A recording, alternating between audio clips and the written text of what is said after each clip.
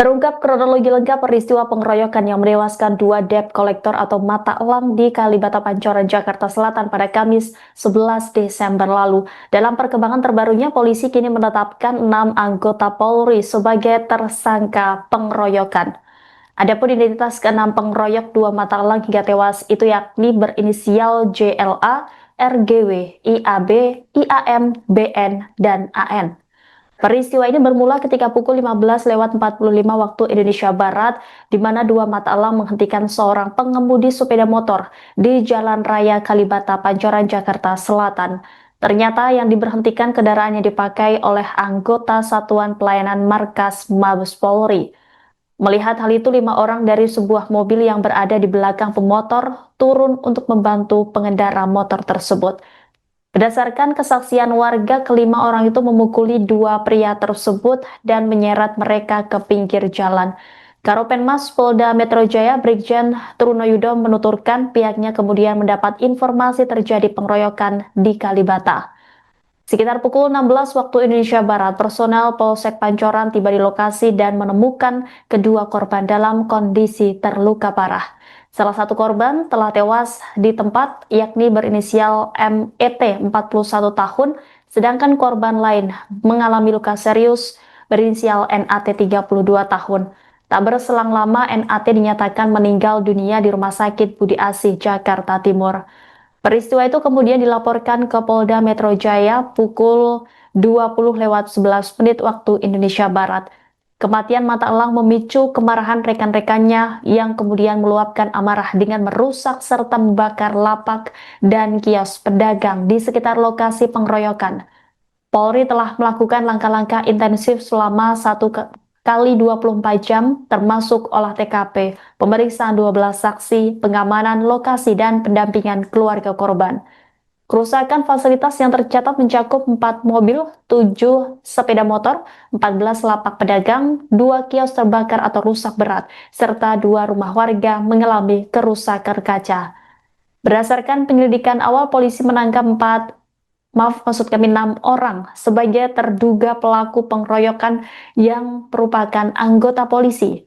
Para tersangka dijerat dengan pasal 170 ayat 3 KUHP dengan ancaman hukuman maksimal 12 tahun penjara. Brigjen Trunoyudo menegaskan proses penyidikan dilakukan secara profesional dan transparan. Untuk tindak lanjut, 6 terduga pelaku anggota Yanma Mabes Polri itu akan menjalani sidang Komisi Kode Etik pada Rabu 17 Desember mendatang.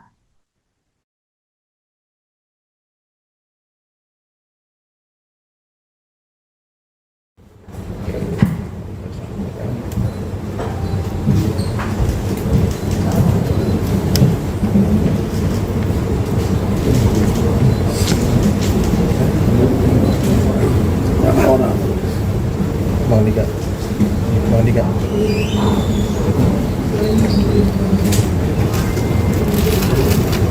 Cukup ya, teman-teman? Ya, silakan. Baik, silakan.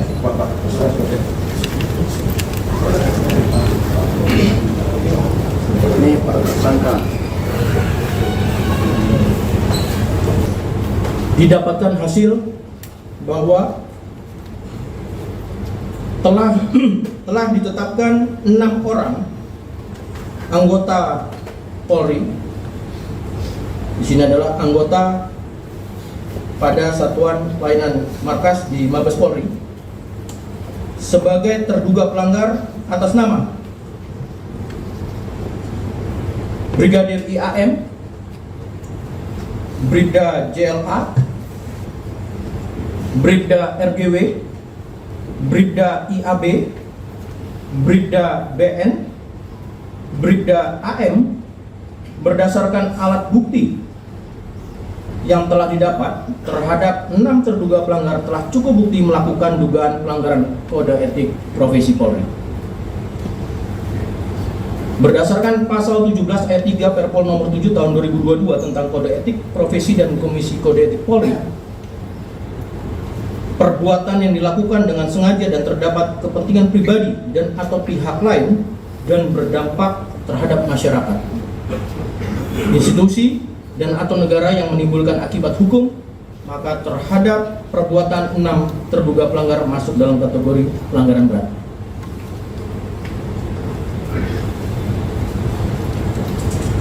Persangkaan Pasal 13 ayat 1 Peraturan Pemerintah Republik Indonesia Nomor 1 Tahun 2003 tentang pemberhentian anggota Polri. Jongto pada pasal 8 huruf C angka 1 Perpol Nomor 7 Tahun 2022 tentang Kode Etik Profesi dan Komisi Kode Etik Polri. Setiap pejabat Polri dalam etika kepribadian wajib menaati dan menghormati norma hukum. Pasal 13 huruf M Perpol Nomor 7 Tahun 2022 tentang Kode Etik Profesi dan Komisi Kode Etik Polri. Setiap pejabat Polri dalam etika kepribadian dilarang melakukan tindakan kekerasan, berperilaku kasar dan tidak patuh. Mendasari hal tersebut, maka rencana tindak lanjut dari Divpropam Polri terhadap 6 terduga pelanggar akan segera dilakukan proses pemberkasan Kode Etik Profesi Polri sesuai dengan mekanisme yang ada. Terhadap 6 terduga pelanggar akan dilaksanakan sidang Komisi Kode Etik pada hari Rabu pekan depan tanggal 17 Desember 2025. Terima kasih Mitra TV. Pertama pertanyaannya terkait dengan apa kaitan peristiwa ketika kedua debt collector korban memberhentikan kendaraan. Jadi kendaraan tersebut betul digunakan oleh anggota, sehingga inilah yang melatar belakangi terjadinya peristiwa tersebut. Kedua, dalam hal laporan tadi kami sampaikan komitmen kami ya, dengan adanya beberapa hal peristiwa atau pasca dari kejadian itu, ada kejadian Polda Metro nanti akan menyampaikan dan kemungkinan akan ada laporan atau sudah laporannya. Sementara belum, tapi sebagai awal progres pada penanganan yang kedua korban ya, kita sudah dalam waktu 1x24 jam terus melakukan dari proses olah TKP, penyelidikan dan menghasilkan dalam hal ini 6 tersangka dan juga selaras berjalan bersama dengan kode etik. Cukup dengan Download Tribun X sekarang, menghadirkan lokal menjadi Indonesia.